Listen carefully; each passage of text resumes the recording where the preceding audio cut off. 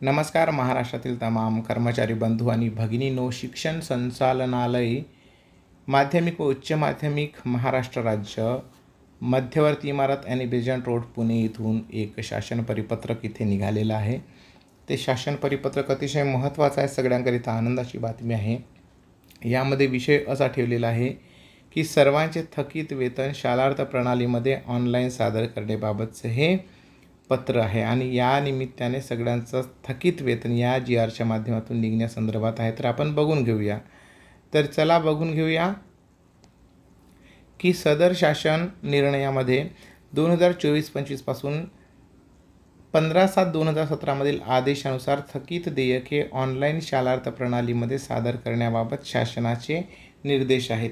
या संदर्भात विस्तृत सूचना संदर्भ क्रमांक 5 अन्वये देण्यात आलेले आहेत. प्राप्त स्थितीत न्यायालयीन आदेशामुळे अदा करावयाचे स्थगित देयकाबाबत विविध कार्यालयाच्या स्तरावर अवमान याचिका दाखल झालेल्या आहेत. त्या अनुषंगाने माननीय न्यायालयाच्या आदेशान्वये तसेच लोकायुक्त व उपलोकायुक्त यांच्या आदेशान्वये अदा करावयाची थकीत देयके महा-IT शालार्थ प्रणालीमार्फत थकीत देयके केवळ 1 ते 6 वर्षे व 6 वर्षापेक्षा जास्त कालावधीचे प्रशासकीय मान्यता दिलेली न्यायालयीन प्रकरणे अदा करण्यासाठी शालार्थ प्रणालीवरील थकीत देयकाचा टॅब दिनांक 2 जून 25 ते 25 जून 25 या कालावधीसाठी सुरू करण्यात आलेला आहे.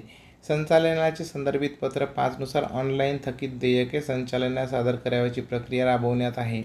तसेच न्यायालयीन प्रकरणाशी संबंधित थकीत देयके शाळा स्तरावरून अपलोड केल्या त्याची एक प्रत न्यायालयीन आदेशासह शिक्षणाधिकारी मार्फत विभागीय शिक्षण उपसंचालक कार्यालयात तपासणीसाठी संयुक्त स्वाक्षरीच्या अहवालासह न्यायालयीन प्रकरणाचे प्रपत्रासह संचालनालयास तातडीने ऑनलाईन व ऑफलाईन कॉपी 5 जुलैपर्यंत सादर करावयाची आहे.